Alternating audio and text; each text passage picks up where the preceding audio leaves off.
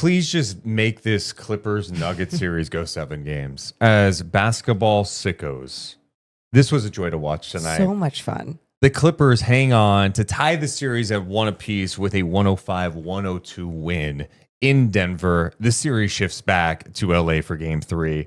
Where do we start tonight? I do feel like the headline's Kawhi Leonard. Well, I mean, it has to be with that type of game. It's the efficient game that he had. 15 of 19 from the field. It felt like the man was not going to miss, but then when he didn't want to shoot the ball, he was still just making the right play. He ends up with 39 points in this game on 15 of 19, as you mentioned. 4 of 7 from 3. He made all 5 of his free throws, had 5 assists, 3 rebounds, a block, a huge steal. He had 2 steals as well. If he's playing at this level, there's no question that like the conversation just changes surrounding the Clippers. And it's one that I feel like we're all kind of like apprehensive about because it's like, well, you know, they've let people down so many times. People believed. But when he is playing like this and they have the pieces surrounding him, especially defensively, they look like a team that could make a deep, deep run. Yeah. And I almost want to say, in offensively, to the standpoint, like people are just moving without the basketball, right? Yeah. Like people aren't just going, hey, we're just going to rely on you when you're going off like this. Like people are still making sure they're moving without the basketball, that they are being active, that they're cutting in the right places, relocating. But I think when you look at Kawhi's game tonight specifically, it was his ability to also be a playmaker. The way that he would put the ball on the floor, and if 2 would come to him, he would make the right play, and he would make a quick decision as well. It didn't matter if it was Zubats cutting through the middle. It didn't matter if it was Powell cutting through the middle. I mean, there's too many times where I felt like, oh, the middle's too open. But what the hell are you supposed to do sometimes with Kawhi Leonard when he's going off like this? You know, they wanted to put the pressure on him. They put 2 on the ball late, which obviously changed things. But one of the bigger plays of the night, right, is when they had 2 on him. He decides he's not going to drive toward the help, which I believe was Westbrook at the time. He goes away from it. Then he makes the right play, finds Powell open for 3. Bang. Oh, yeah. It's 103-100 after that. So, yeah, that was crucial. The shot making early was just outrageous. I mean, the efficiency, but it's not like we're like, hey, man, there's so many breakdowns. You got so many open looks. Yeah, maybe he got to his spots, but there were contested shots. There was great defense. I mean, specifically, I remember Jamal Murray dealing with him a couple of times in the first half, and like Kawhi just made tough shots. Well, and that's what he does. That, and then even one of his threes late, it was on Aaron Gordon. And I think it was it was like an early offense situation, but he took like a jab step, dribble, 2 steps back, bop, 3, got his feet behind the line. Just, I mean, made it look effortless. His game tonight all around was absolutely beautiful. Fun to watch. And the Clippers looked really strong tonight, but the Nuggets put up a really strong fight as well. Oh, they absolutely did. But I thought the story, like for me, it's just Kawhi's performance was jaw-dropping. And I think for me, it's looking at the fact that we haven't been able to see this guy play basketball forever. And to be honest, I'm not the only one here. I think most wrote him off like, okay, like, is he ever going to come back? If he, especially after Team USA last year, like he just leaves. He doesn't play to start this season. Plays like 35, 37 games. And this has been a theme for him. Yeah. And he still finds a way. Well, I think too, though, it's like you would expect his body to be where it is now, right? Like that. I don't think we deny that when you're only playing a certain amount of games in the season. It's like, yeah, you better be fresh, you know, right? But no. But this is where I'm going with it. Every year that this has happened with Kawhi Leonard and whoever the hell else on the Clippers, we always question chemistry and why they couldn't build chemistry throughout the year.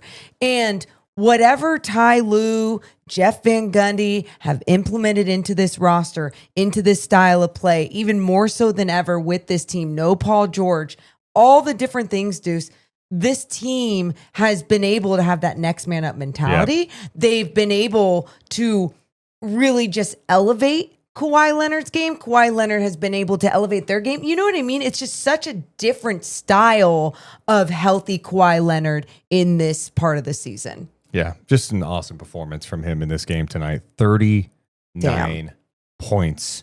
And another thing I like that they did, he only played 6.5 minutes in that third quarter.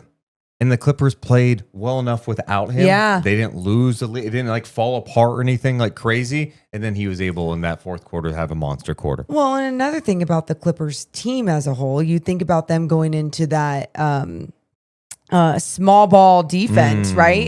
And they have Ben Simmons in there, and how many times it was so impactful. And then Zubac's being in there late. There was a few times I was questioning to you. I'm like, should they go back to the small ball? But you understand how crucial it is to have Zubac's in there, especially on the offensive end, to still be another threat out there.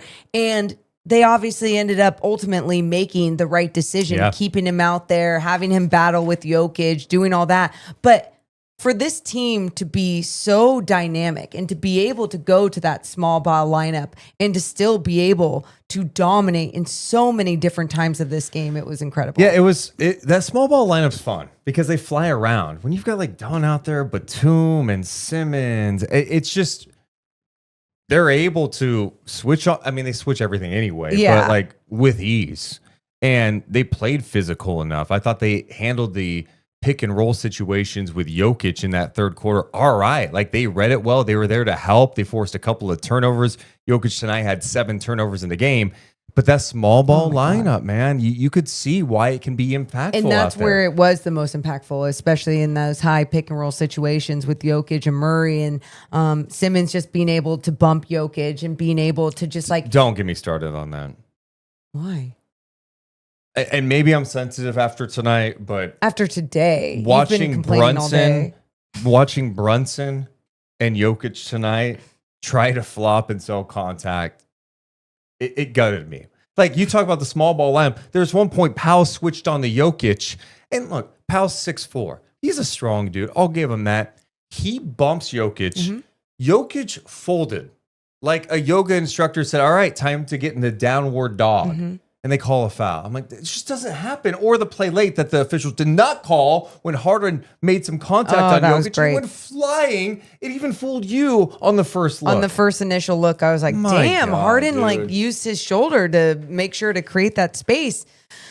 Upon further review, no, he did not. And Jokic went to the ground and was like holding his tummy like, no, they hurt me. No, I have 3 fractured ribs. There's too many times that, you know, the refs are being sold on some of those things for some of the star players. I know we'll ultimately talk about that in both these games because it can be frustrating because you're just like, well, you don't need to do that. And the trickery, it just is so annoying to watch at times. But going back to the small ball lineup for the Clippers, for that to work out there, for Zubac's to also find different ways to be dominant out there. He finished 16 points, 12 rebounds in this one. 4 assists too. 4 assists as well, like still being able to find the open man, especially how many times was there a guy in the dunker spot, you know, just cutting behind because you're just seeing the Nuggets defense having to just shift, help.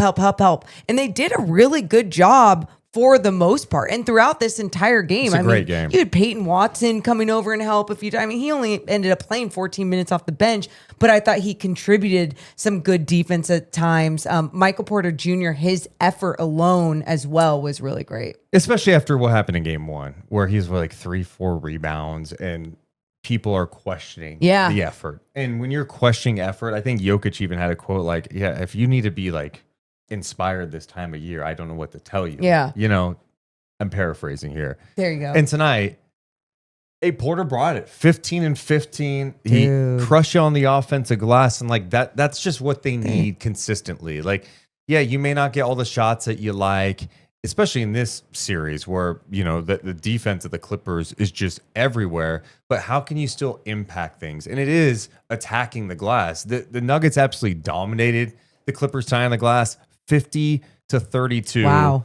They had 18 second chance points to 5 for the Clippers. So that's like an area that if you're Denver, you love seeing that. And you mentioned the second chance points, 15 offensive rebounds. I forget exactly how many of those Michael Porter Jr. had. Yeah, I think he had like 6. I think it was around 6. Yeah, so he had almost half of them, right? And in even that alone, again, it was the effort. It was him creating those other opportunities for this team and just being impactful in different ways. He was 2 of 4 from beyond the arc, but having someone else really just crash the boards, and being that threat that he was, it made the Clippers defense think twice about, okay, we need to put a body on him, or we got to make sure that we're doing a little bit of everything. And he was still finding a way to navigate through everyone and get there. And the thing that killed Denver tonight, the turnovers. I mean, 20 turnovers. God. And it's ironic because the Clippers lost game 1 when they had 20 turnovers. That's just a number that you just never want to see. You don't want to see that in the regular season, let alone the playoffs. And, some of it is, the Clippers are such a good team with help. They play physical. I thought tonight on Jokic, again, Jokic has a triple-double, 26, 12, and 10. But you can also say they did a pretty damn good job on him. Nothing was easy for him. I thought that the best times is when he was picking and popping and hitting threes. But inside, the help by the Clippers was fantastic. Then you had just some of the turnovers, maybe in transition, with some tough plays in transition by the Denver Nuggets, mishandling the basketball. Jokic had he had 7. 7 of those turnovers, but then you talk about mishandling the basketball. It was Westbrook and Bogey in the backcourt, and he was dribbling up the floor and just kind of lost the handle. And Bogey's like, cool, it's mine now. There was those simple swing plays, those simple moments with some of these turnovers that were so questionable. Jamal Murray as well, coming into this game, being under the weather or whatever it was, he had a few turnovers. He had 4 in this game. Yeah, that were just also, I was going to say mind-blowing. That's a little dramatic. But they just didn't feel like they had that urgency to take care of the basketball. Again, Clippers doing a great job being active, making sure that they're disrupting and taking away the vision or so many different plays from these guys. But I just felt like the way that this Nuggets team started the game, especially with their fast break points, 14 fast break points in the first quarter. They're moving the ball up the floor. They're hanging on to the basketball. They're doing a good job. And then after that, 0 fast break points the rest of the game. Clippers made some great adjustments. More of the podcast coming up in a second, but we are presented by our friends over at Underdog. Hey, Underdog just became one of the best places to make picks during the basketball playoffs with their extender promo. With the extender, you could play your way to increasingly bigger boosts each round of the playoffs. Underdog is a leading place to make all of your sports picks, and you can play now in your state. Their app has over 100,000 5-star reviews and millions of players. And to play, all you have to do is download the app and choose whether a player will go higher or lower on one of their stats. You could choose from things like points, assists, and so much more at Underdog. If you get your picks correct, you could win up to 1,000 times your money. So you could turn $1 into $1,000 just with your hoop knowledge. For example, you could go on there, look at a playoff game and go, hey, Giannis, let's see, higher or lower than 32.5 points. Simple stuff just like that. It could be a lot of fun. So download the Underdog app and sign up with promo code DM Podcast to unlock a special offer of up to $1,000 in bonus cash when you make your first deposit. That's promo code DM Podcast. Must be 18 plus, 19 plus in Alabama, Nebraska, and Oregon, 19 plus in Colorado for some games, 21 plus in Arizona and Massachusetts, and present in a state where Underdog Fantasy operates. Terms apply. Concerned with your play? Call 1-800-GAMBLER or visit www.ncpgambling.org. In New York, call the 24/7 HOPE line at 1-877-8-HOPE-NY or text HOPE-NY. Jokic ends up playing the entire second half. Oh, yeah. The entire second half in this game. Just pretty crazy. He ends up playing 43 minutes. We mentioned the triple-double of 26, 12, and 10. He was 8 of 16. He was 4 of 8 from downtown, 6 of 10 at the free throw line. But I thought overall the Clippers did their best to deal with him. Yeah. I mean, they made his life just so much. They made him work so much, right? And you and I were wondering what was going to happen the start of the fourth. Okay, these are usually the when Jokic gets his rest or whatever it is. He stayed out there. And do you think it contributed to maybe a little bit of a fatigue factor, just even mentally? I mean, he kept battling through physically, but I think with just some of the mistakes that were being made. Yeah, I mean, there were some decisions and passes late. I mean, he was frustrated with himself. And I don't know if that had to do with big time minutes. You know, the one thing that's a little misleading with playoff minutes, well, I don't know if it's misleading. There are longer commercial breaks. Like the timeouts are literally longer. Yes. They are longer. So you do have a little more time to recover, but at the same time, the game's more physical. Yeah. You know, and that's the other thing, like watching both these games tonight. The physicality of these games and the teams. So fun. This time of year, if you don't guard and you don't play physical, you just don't have a chance. Yep. And tonight, you saw two teams that got after it defensively.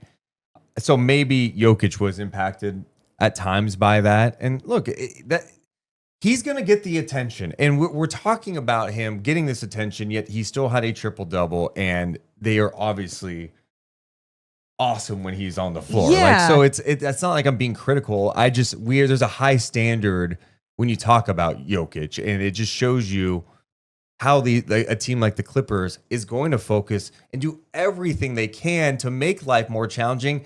And he's still going to be able to do what he did Pretty tonight. crazy. No, and still give his chance a team to win, despite the fact that they had 20 turnovers. And still, to me, like again, physically looked good, ready and out there the entire second half, battling through people, trying to go through Zubats. I mean, these two big ass men just going at it. And that's why meat on meat. I could slapping. be so weird and gross.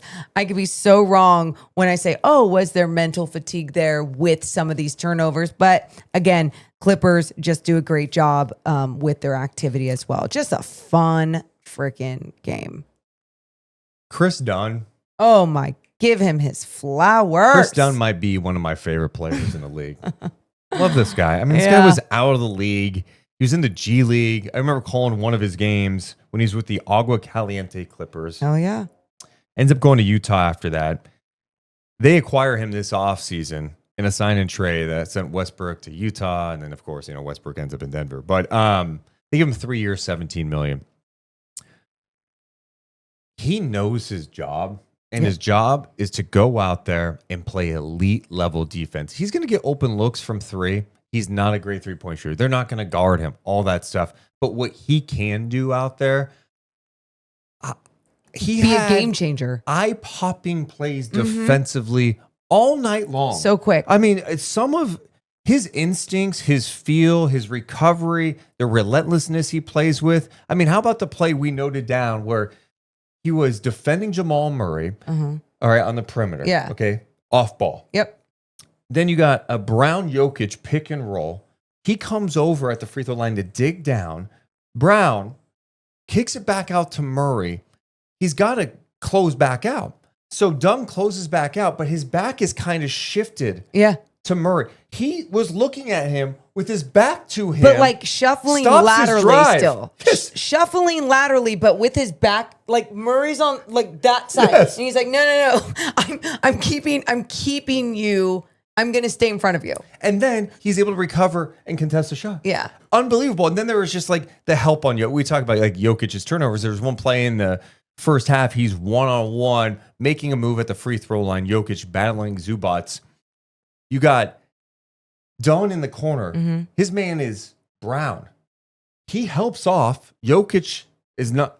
Jokic is turned the other way. Believe it or not, does not have eyes in the back of his head. Sometimes you're like, I don't know, does he? Yeah. He comes over and just blows up the play and forces a turnover. And that's the thing with Jokic. You have to be so creative with the looks because they figure it out. But Kris Dunn, that's just two examples. Even on that example, like he, in my mind, he almost gambled it, right? Because Jokic is such a quick decision maker, but Dunn was even a quicker decision maker in that situation, in that single possession, because he made sure to get there before Jokic could even think twice. You talk about those two plays, and then there's another one, just like when he's just digging and being active. It was like in the beginning of the game, I forget who was, I was trying to go middle, and he was just there enough, taking up enough space and help, but active with his hands, digging away, pops it away. It was early in that first quarter. Yeah. Porter put the ball on the There floor, you go. goes free throw line, and he's in that gap. Help comes over, knocks that ball away.